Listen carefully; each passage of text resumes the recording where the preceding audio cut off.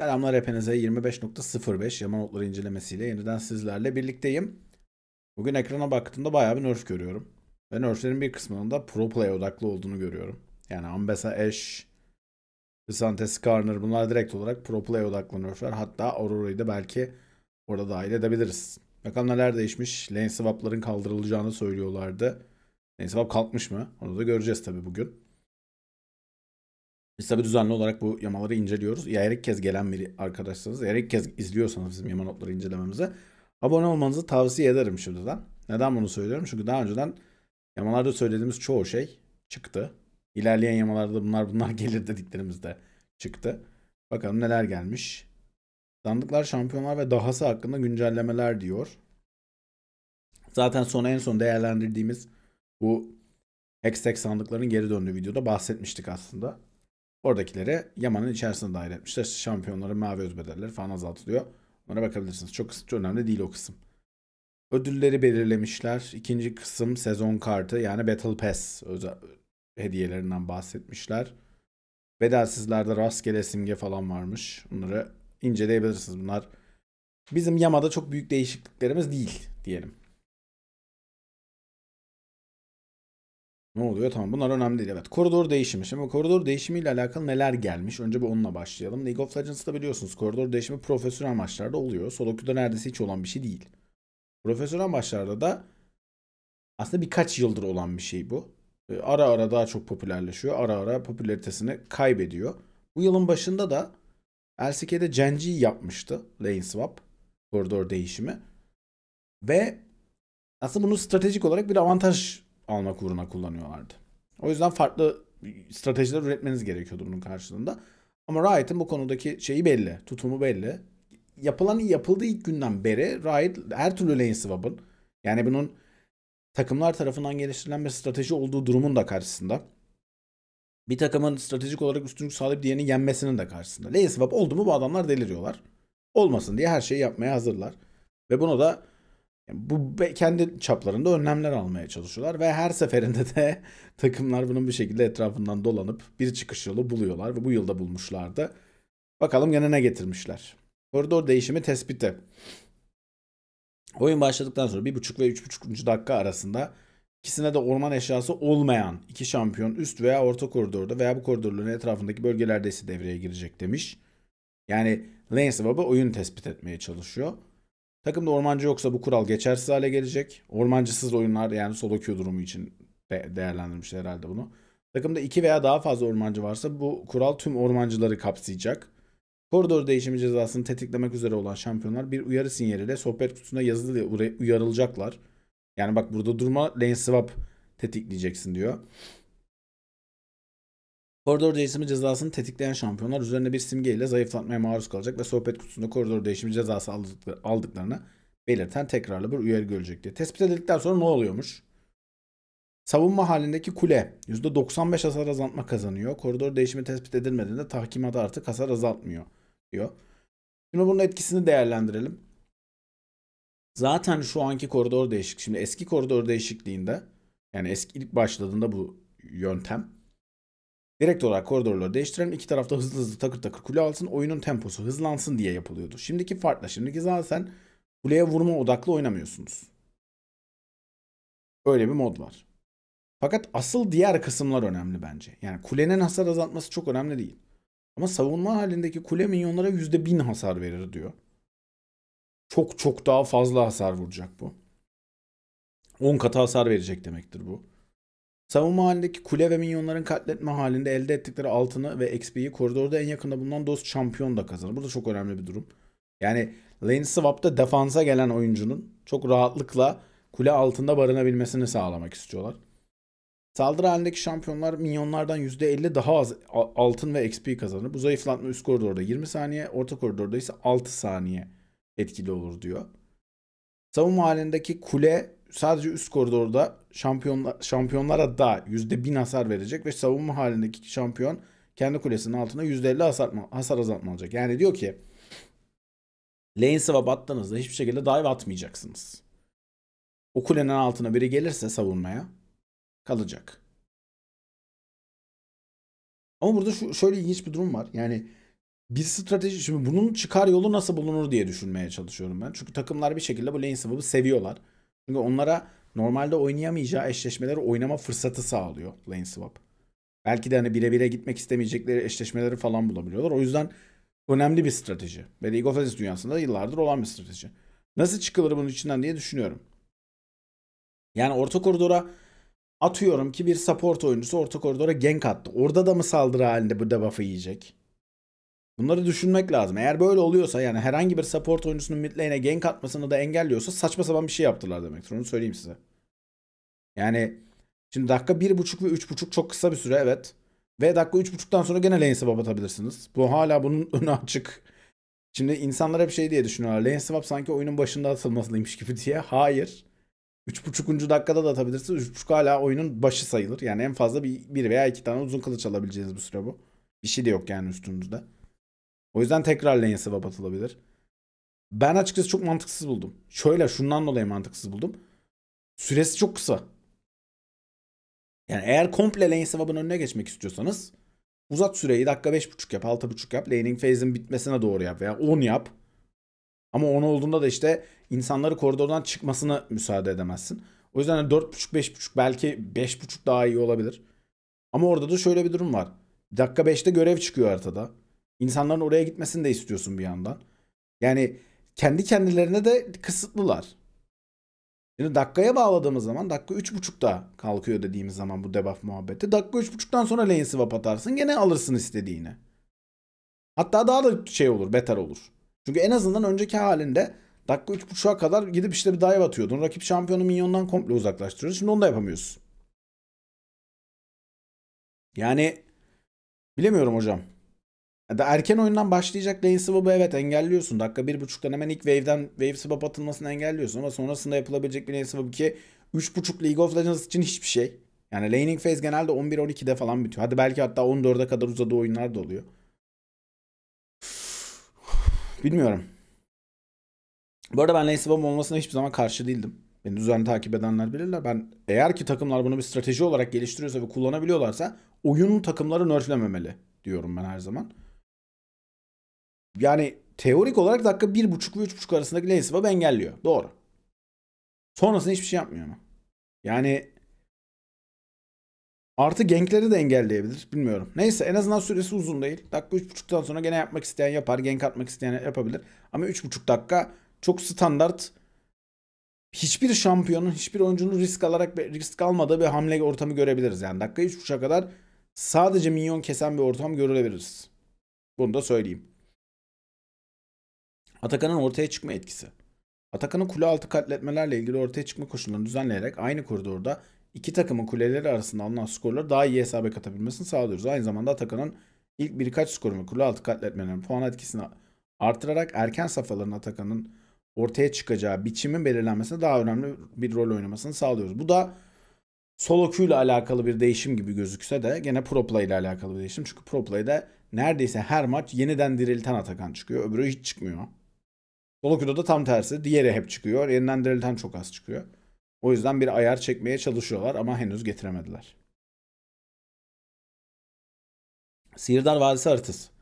Noxus haritası özellikle de koridorlarda olmak üzere daha az kasvetli alır. Herkes şey diyordu. Oyunda böyle bir sanki Noxus geldiğinden beri böyle hafif bir sarı filtre var gibi diyordu. Yapılarımız biraz yeşillenmiş sanki diye de yazmışlar. Neyse. Ambessa. E'nin hasarını azaltmışlar. Ne yapmışlar? Taban hasarı azalmış. 40-140'tan 40-120'ye düşmüş. Hiçbir şey olmadan Ambessa devam. Solo queue'da zaten çok iyi durumda değil Ambessa ama Pro Play'de çok güçlüydü. Pro Play'deki gücüne de neredeyse hiçbir nerf değil bu yani. Aphelios saldırı hızı oranı artmış. 0.640'dan 0.658'e çıkması hiçbir şey olmaz. Ashe ultinin hasarı azaldı. 250-650'den 200-600'e düşmüş. Hiçbir şey olmaz. Ne güzel patch ya, bak hiçbir şey olmaz deyip duruyoruz abi. Yani Ashe gene aynı şekilde oynamaya devam edecek. Aurora. E'nin hasarı azalmış. Bak bu ilginç bir nerf. Taban hasarı sabit, yetenek gücü oranı %10 düşüyor. Bunu anlayabiliyorum. Ayrıca ultisinin alandan çıkma halindeki yavaşlatmasını da %75'ten %50'ye düşürmüşler. Aurora'nın özellikle iki eşyadaki gücü çok büyüktü. Çok büyük bir burst atıyordu. O burst'ü biraz daha kısmaya niyetlenmişler. Yani tabii ki scaling'e de bir nerf ama iki eşyadaki gücünü önemli ölçüde kısmaya çalışmışlar. Belki taban hasarını da azaltabilirlerdi. Oradan da vurabilirlerdi. Çok büyük bir nerf olduğunu düşünmüyorum ama Aurora da hala aynı şekilde oynanacaktır bence. Cho'Gath. Olagun'un son dönemlerde çıkış yapan şampiyonlardan biri. Özellikle orta koridordaki Cho'Gath. Tabi Axiom Arcanis rununun bufflanmasıyla beraber özellikle ultisi gerçek hasar vuran şampiyonlar çok fazla tercih edilmeye başlanmıştı. Galiba hatta bu yamada o da nerfleniyor. Biz de bakarız, birazdan geliriz. Cho'Gath'ın Q'sunun hasarı azalmış, W'sunun hasarı azalmış, E'nin ilk yetenek seviyelerinde azalmış ama yüksek yetenek seviyelerinde artmış hasarı. Q'su taban hasarı 80-340'dan 80-320'ye düşmüş. W'su 80-300'dan 80-280'e düşmüş. E'si 20-100 arasından gene sabit şeyi aynı. Taban hasarı aynı. Ama hedefin azami canının sürekli %3'ü yerine %2,5'ler %3,5'u arasında ilerliyor. Özellikle E'nin nerf'ü önemli. Diğerleri çok önemli değil çünkü orta koridorda oynadığınız Cho'Gath'ta E'yi genelde maxlamak istemiyorsunuz. Oradan ciddi bir hasar kaybı olduğunu düşünüyorum. Orta koridor Cho'Gath'ın çok da oynanmasını istemiyorlar. Onu söyleyebilirim. Elis. Q'nun hasarı iki biçimde de azaltmışlar. Evet, geçen yamalarda, hatta son yamada W'suna gelen özellikle minik örümceklerin de hasar artışı ve W'sunun bekleme süresi artışıyla beraber çok hızlı bir clear speed olmuştu. Çok hızlı derken kesinlikle hala bir Karthus seviyesinde falan değil ama Elis'in standartlarını düşününce kendine göre çok hızlı bir clear speed olmuştu. Oradan biraz gücünü geri almak istemişler. Neurotoxin Q'su, insan halindeki Q'sunun hasarını azaltmışlar. Taban hasarını azaltmışlar. 40-180'den 40-160'a inmiş. Örümcek formundaki Q'sunun hasarını da 60-180'den 50-180'e indirmişler. Çok minik bir nerf ama Elis'in her türlü, özellikle şampiyonlara vurulan her türlü hasara ihtiyacı var. O yüzden hayatını etkileyecektir. Win rate'ini bu bir puan falan düşürür. Kısante. Pasifin hasarı azaldı. W'nun hasarı azaldı. Ne olmuş pasifine? 20'den 12'ye düşmüş hasarı. W %10'la %100 yerine %10'la %80 arasında bir hasar verecekmiş. Kısante solo queue'da unplayable olmuştur. Geçmiş olsun. Kimse solo queue'da Kısante falan almasın. Hatta pro play'de de almasın. Pro play'de de zaten bait bir şampiyon olduğunu söylüyorum. Bait demişken bu patch geldikten sonra önümüzdeki günlerde First Stand turnuvası başlayana kadar her rol için tier listlerimiz olacak. Her gün bir tane yetiştiririz muhtemelen. First Stand başlamadan. Eğer yetişmezse o güne 2 tane sıkıştırırız ama her rol için hem First Stand'de görüleceğimiz üzere yani pro play odaklı bir şekilde tier listler yapacağım. Hem de bunları solo queue'daki etkilerini de değerlendireceğim. Uzun da videolar olacak bu arada. Şimdiden söylüyorum çünkü bayağıdır yapmıyoruz tier list videosu. O yüzden katılın aramıza. Ama Kısante'nin bir yem olduğunu söyleyebilirim. Şimdiden oraya bir atıfta bulunmuş olalım. Oynamaz Kısante, oynamayın. Doktor Mundo. Canı 613'ten 640'a çıkmış. Hiçbir şey olmaz bundan. Poppy. Saldırı gücü büyüme oranı, pardon, can büyüme oranı. Yanlış yazmışlar burada, saldırı gücü diyor ama can büyüme oranı 6 artmış. Pasifi azami canın %13 ve %18 yerine %11 ile %20'si arasında değişiyor ve seviyeye bağlı olarak artıyor. Pasifine biraz daha iyi kullanılabilir hale getirmişler. Ve belli bir level'dan itibaren de bufflamışlar aslında. Yani orta oyuna geçtiğinizde daha güçlü. Hatta orta oyundan önce bile erken oyundan çıktığınız anda daha güçlü olduğunu söyleyebiliriz. Kahraman hücumu 100-260 arasında 80-240 arasına gelmiş. Taban hasarı ilave saldırı gücü oranı %100'den %120'ye çıkmış. Abi millet support Poppy oynuyor. Bakın Pro Play'deki en iyi supportlardan biri. Solo queue'daki en iyi supportlardan biri. Sürekli taban hasarından kısıp scaling'ine veriyorlar. Millet en sonunda şey yapacak ya. Abi bu Poppy'ye de 2 tane dövüşçü item'ı kastım. Herkesi teklemeye başladı olacak millet. Oraya geldi gerçekten. Pasife de can şey yapmışlar. Yani hakikaten işte yarık gökyüzü Sterak kombosuyla falan takır takır oynanabilir durumda gibi geliyor bana Poppy şu anda. Deneyin ya. Ormanda da oynanır ya. Daha iyi olmuş olabilir hatta oralar için. Support Poppy oynanmasın diye neler yaşanıyor gerçekten. Seraphine Q'nun azami hasarı arttı. Şampiyonlara karşı azami ilave hasarı %60'dan %75'e çıkmış. Hiçbir şey olmaz bundan. Skarner. Yani Seraphine bu arada özellikle son dönemlerde bazı noktalarda işte bot lane'de falan alınmaya çalışılıyordu ama daha iyi büyücü opsiyonları var orada. Büyücü gibi kullanıyorsunuz çünkü onu. O yüzden gerek yok. Yani yeterli değil bence bu buff. Skarner, Q'nun yavaşlatma süresi ve son ilave hasarı azaldı. E'nin bekleme süresi arttı. Dengeleme kabusu şampiyonlardan biri Skarner. Biliyorsunuz yani. Şampiyon reworklendiğinden beri ya çok OP oldu ya oynanamaz oldu. Neden? Çünkü mekanik olarak oyunun en iyi mekaniklerinden sahip bir yeteneğe sahip E'si. Her şeyi yapıyor çünkü yetenek. Yeteneği kaldıramıyorsunuz siz de. Çünkü yeni reworklemişsiniz zaten. O yüzden ya o yetenek sayesinde normal bir hasara sahip olduğunda direkt OP oluyor şampiyon. Çünkü yetenek OP. Normal hasarda OP oluyor. Ya da sıfır vurmasını sağlıyorlar. O zaman da çöp oluyor. Çünkü ne kadar OP yeteneğiniz olursa olsun yeterli hasar, yeterli dayanıklılığınız olmadığında bir işe yaramıyor.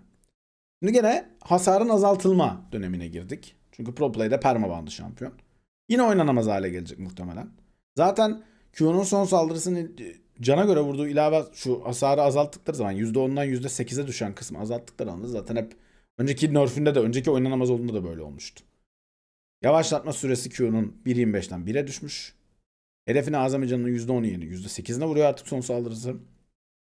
E'sini bekleme süresi de 20.16'dan 22.18'e çıkmış. Skarner'dan da biraz uzaklaşabilirsiniz. Ben size zaten yeni jungle alternatifleri vereceğim. Önümüzdeki tier listemizde. Yorick, R'nin canavarlara yönelik hasar sınırı azaldı. Evet. Son dönemlerde Yorick jungle oynuyor millet. Ve sadece farm atıyorlar. Yani farm atıyor. Kartus gibi Yorick jungle oynanıyor. Öyle bir mod vardı yani. Ultisi varken orman kamplarına ve destansı canavarları, özellikle destansı canavarları hızlıca eritebilme becerisini zayıflatıyoruz diyor. Zaten olay aslında canavarlara karşı, büyük görevlere karşı şey yapıyor. Bu arada erken oyunda neredeyse hiç etkilemiyor, öyle söyleyeyim size. Yani ilk ejdere falan saldırdığınızda neredeyse hiçbir şey olmuyor. Yani hasarınız düşmüyor bile ilk ejderde. Ama ilerleyen aşamalarda düşüyor. Sisin Hanım'ın işaretinin, yani ultisinin canavarlara yönelik hasar sınırı %'den 50'ye düştü. Zed. E'sinin hasarını arttırmışlar. 65-165'ten 70-170'e artı %15'te ilave saldırı gücü oranı buff'ı gelmiş.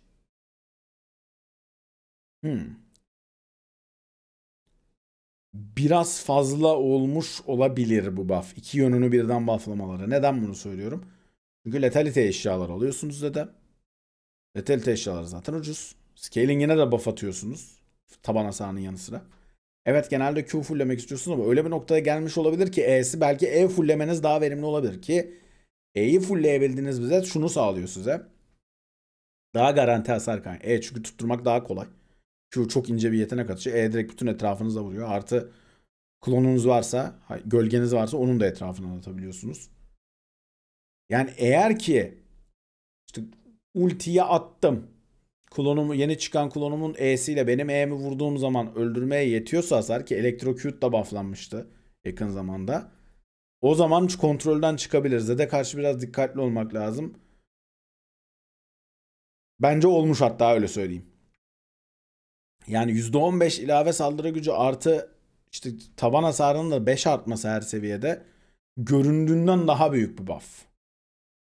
Çünkü bir eşyada 50 AD alıyorsunuz. Onun üzerinde hasarı artmış demek. Sürekli attığınız bir yeteneğin onun üzerinde hasarının artması, gölgeden bile atabilmesi çok fazla bence. Eşyalar, akan su asası. Coşkun akıntının yetenek gücü güçlendirme süresi 4 saniyeden 6 saniye çıkmış. Hiçbir şey olmaz. İsterse 20 saniye versin abi. Item'ın statları iyi değil. Item'ın verdiği istatistik yeterince iyi değil. O yüzden buff'ın süresiyle alakalı değil yani bu durum. Yuntal yaban okları. Onu da bir buff mı atmışlar, ne yapmışlar? Evet, yakın dövüşçüler için buff atmışlar. Pratik ölümcülleştiririn. Allah'ım ismi bak ya. Pratik ölümcülleştiririn. Yük başına kritik vuruş ihtimali %0.2'den 0.4'e çıkmış menzilsiz şampiyonlar için. Yani Yasuo'ya, Yone'ye, Belvet'e falan alanlar var. Onları aldığınızda sadece buff. Rünler, aksiyon üstadı. Tek hedefe yönelik ultilerin güçlenmesi %14'ten %12 edilmiş. Hala OP rün. Yani gerçek hasar vuran şampiyonlar için bahsetmiştik bundan. Garen ultisi, Darius ultisi, çok hatta bahsettik burada. Onlar için evet %2 hasar azaltma ama yani gerçek hasarın zaten bu kadar yükseltilmesi çok inanılmaz OP'ydi. Alan etkili ulti güçlendirmesi %90'dan %8'e düşmüş. Yani hala OP rün arkadaşlar. %10'un falan altına düşmesi lazım. Hatta yani belki daha bile aşağı inmesi lazım ki ancak aynı sıradakilerle dengeli bir rekabet içinde olsun. Gözü kara. İlave dirençler seviyeye bağlı olarak 2 ila 10 yerine 6 ila 12 arasına gelmiş. Bu size biri kitle kontrolü attığında aldığınız defanslar. Özellikle frontline desteklerini kullanmak istediği bir şey. Özellikle engage desteklerini, yani işte Leona'nın, Nautilus'u falan kullanmak istediği bir ürün. Çıtırdan güzel bir buff olmuş, onu söyleyeyim. 6. his. Bekleme süresi 275, menziller için, yakın dövüşler için 350 saniye yerine herkes için 250 saniyeye indirmişler. Kötü bir ürün abi. Kötü bir ürün. Tamam, çok bir şey yok. Okey. Bayağı bir şey varmış gibi gözüküyordu ama çok az oyunu etkileyecek bir yama. Şu ana kadar oynadığımız çoğu şampiyonlar, önceki sonun işte 5x5'lerde falan önerdiğimiz çoğu şampiyonlar hala iyi durumda, onu söyleyeyim. Ama bu biraz daha işte koridor değişimi debuff'ını diyeyim yani, veya koridor değişimi cezasını oyuna getirmek için konulmuş. Çünkü First Stand turnuvası var, bahsettiğim gibi. 10 Mart'ta oynanacak First Stand turnuvası. Orada da yayınlarda görüşürüz zaten. Takip etmeyi, şimdiden abone olmayı unutmayın. Yayınlarımız biliyorsunuz Twitch kanalımızda, twitch.tv/Halpern kanalında olacak. Oralarda yayınlarda görüşürüz. Tamamen patch First Stand için yapılmış. Ama First Stand'da da yeni swap dışında hemen hemen hiçbir şey değişmeyecektir diyelim. Ve videonun sonuna gelelim. Gelmişken abone olmayı unutmayın. Sonraki videomuzda görüşmek dileğiyle. Kendinize çok iyi bakın. Hoşçakalın.